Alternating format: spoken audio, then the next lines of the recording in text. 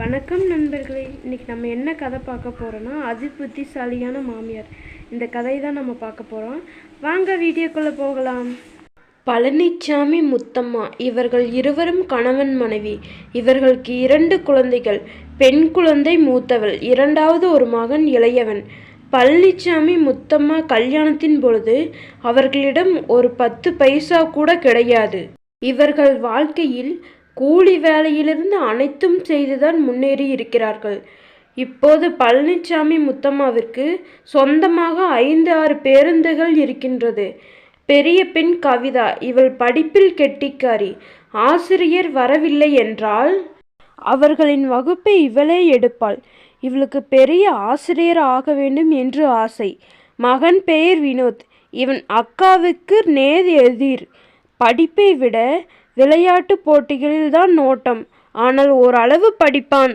இவனுக்கு ஒன்று தேவை என்றால் யாரையும் பார்க்க மாட்டான். நினைத்ததை செய்து விடுவான். இப்படியே காலங்கள் ஓடின. கவிதா கல்லூரி படிப்பை முடித்து அவள் நினைத்தது போல் ஒரு ஆசிரியர் ஆகிவிட்டாள். வினோத் இன்ஜினியரிங் கல்லூரியில் 3ஆம் ஆண்டு படித்து வந்தான். இப்போது கவிதாவிற்கு ஒரு நல்ல வரன் வந்தது. மாப்பிள்ளையும் ஒரு ஆசிரியர். கவிதாவுடன் பள்ளியில் அவரும் வேலை செய்கிறார். கவிதாவை அவருக்கு பிடித்து போகவே அவரின் அப்பா அம்மா முத்தம்மாளிடம் கவிதாவை பெண் கேட்க வந்திருக்கின்றனர்.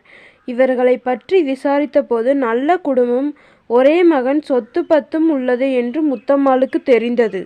மாப்பிள்ளையும் மிக அழகான தோற்றத்துடன் இருப்பார். கவிதாவிற்கு ஏத்த ஜோடிதான் என்று முத்தம்மாளும் கல்யாணத்திற்கு சம்மதம் தெரிவித்தார்.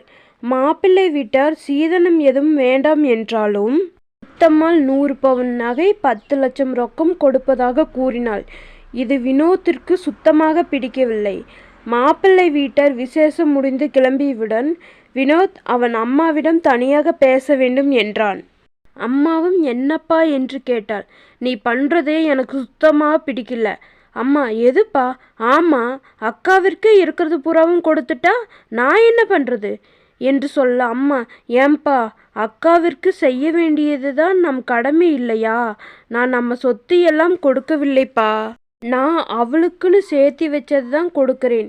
இதனால் உனக்கு ஒன்றும் பிரச்சனை ஆகாது என்று சொல்லிவிட்டு கீழே சென்று விட்டாள் முத்தம்மாள். முத்தம்மாளுக்கு மகன் பேசியது வருத்தமாக இருந்தது. அடுத்த 1 மாதத்தில் கவிதாவிற்கு திருமணம் முடிவு செய்யப்பட்டது. அனைவரும் திருமண வேலையை மும்மரமாக செய்ய, வினோத் மட்டும் நடக்கிறது யாரோ கல்யாணம் போல அவன் வேலைகளை செய்ய ஆரம்பித்தான். திருமண நாளும் வந்தது. வினோத் திருமணத்தில் வேண்டா வெறுப்பாகத்தான் கலந்து கொண்டான்.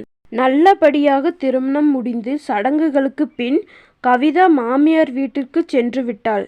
வினோத்தும் சுதந்திரமாக இருந்தான். நாட்கள் நகர்ந்தது.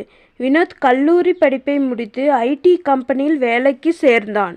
பின்பு வினோத்திற்கும் அவன் அத்தை மகள் பானுவிற்கும் திருமணம் நடந்தது.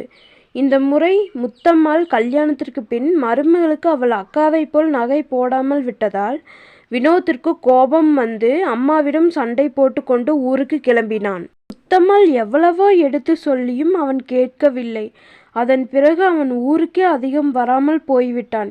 இடையில் அவன் அப்பா இறப்பதற்குத்தான் சென்றான்.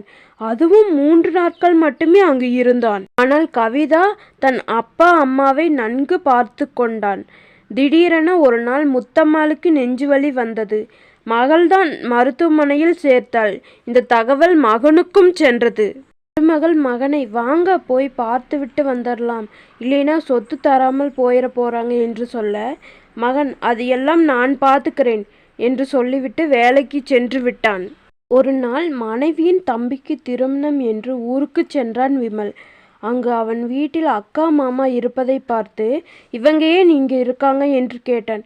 அதற்கு முத்தம்மாள், இது அவங்க வீடுப்பா, அதனால்தான் இங்கு இருக்காங்க என்று சொன்னதும் விமலுக்கு கோபம் வந்தது. கத்தினான், எது, இது அவங்க வீடா? அப்ப நான் யாரு என்று பத்திரத்தை நீட்டினான். அந்த பத்திரத்தில் சொத்து முழுவதும் விமலுக்கே என்று எழுதி அவங்க அப்பா கைரேகை வைத்திருந்தார். அதற்கு முத்தம்மாள் விழுந்து விழுந்து சிரித்தாள். யாருக்கும் ஒன்றும் புரியவில்லை. விமல், நீ சரியாத்தான் திட்டம் போட்டிருக்க. ஆனால் சொத்து என் பேரில் தான் இருந்துச்சுப்பா. உனக்கே தெரியும், இது எல்லாம் நாங்கள் கஷ்டப்பட்டு உழைத்து வாங்கினது.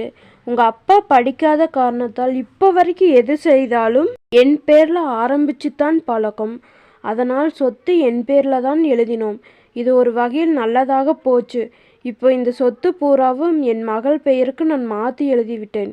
எப்போ எனக்கு நெஞ்சு வலி வந்தும் நீ என்னை பார்க்க வரலையோ அப்போவே நான் இந்த முடிவை எடுத்து விட்டேன் என்று சொன்னாள். விமல் ஆடிப்போய் விட்டான். அவன் கடைசி அஸ்திரத்தை எடுத்தான். நீ செத்தால் நான் கொல்லி போட மாட்டேன் என்றான். அதற்கு முத்தம்மாள், அதற்கு என் மகள் இருக்கிறாள் என்று நெஞ்சை நிமிர்த்தி சொன்னாள். விமல் சொத்து கிடைக்காத விரக்தியில் வீட்டை விட்டு சென்றான். என் அன்பார்ந்த வாசகர்களே, இந்த சேனலில் வர்ற வீடியோ உங்களுக்கு பிடிச்சிருந்தா என்னோட சேனலை சப்ஸ்கிரைப் பண்ணுங்கள். நன்றி, வணக்கம்.